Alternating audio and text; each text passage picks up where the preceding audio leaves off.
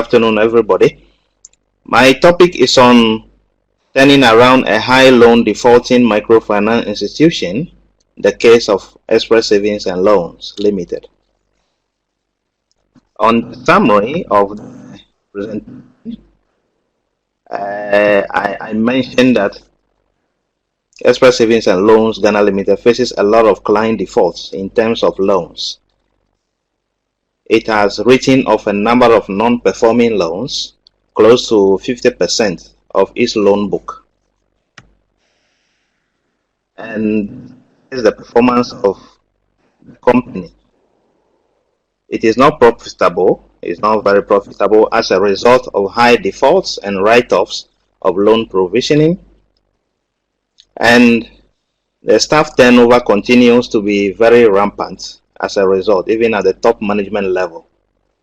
And it looks as if policies and procedures are disjointed as a result of high turnover rates and lack of continuity in procedures.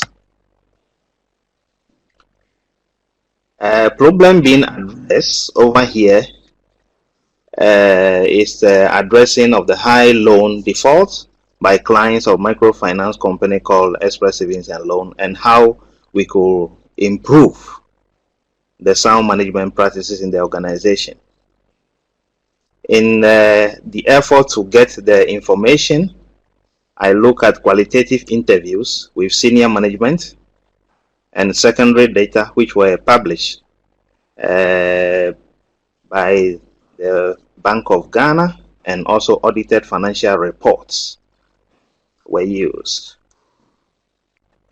I look at the audited financial report for the 5 years, and then when we look at them, we notice that the loan default ratio went up from 2.7% in 2009 to 15.7% in 2010, and by 7.4% in the year 2013. There is a table below which shows how the figures were looked at. From the table, the company could only cover operational costs by 72.21% in 2009. In 2010, it went further lower to cover only 59.41% and covered only 68.09% in 2011, and then 64.8% in 2012. It, however, was able to cover fully its operation costs in 2013 by achieving 112.31%. And this has been found out to be that a sound management has been put in place, and then things begin to turn around for the company. Now, which method did I use in arriving at my results? I use a literature review by using the primary and secondary data, interview of senior management, especially the MD, Chief Financial Officer, and the branch managers were interviewed. I also look at the audited financial statements from 2009 to 2013 by Colonel K. Foster, who are the auditors of the Savings and Loan Company, and also look at the annual examination report by the Supervisory Board, which is Bank of Ghana. Now, the results have already been highlighted, and I have mentioned a few of them already. We did a trend analysis. I did a trend analysis on the default of loans, which increased from 408.5% from 2009 to 2010, and even though the default loan figure declined by 40.4% between 2010 and 2011, the default loan position deteriorated again between 2008 and 2009, registering an increase of 63.1% between 2011 and 2012. As a result, a chunk of the loans were written off, close to 2.4 million, representing 7.5% of the total interest income generated. The impact of the provision for loan impairment was particularly huge in the year 2010 and 2012, with the ratio of 17.9% and 8.5% of their respective interest income. And considering this fact, we notice that on average, 104.7% of the operating profit went into provision for bad debts over the 5-year period, in a total amount of 5 million Ghana cedis was lost for the operating profit, and which moved into bad debt.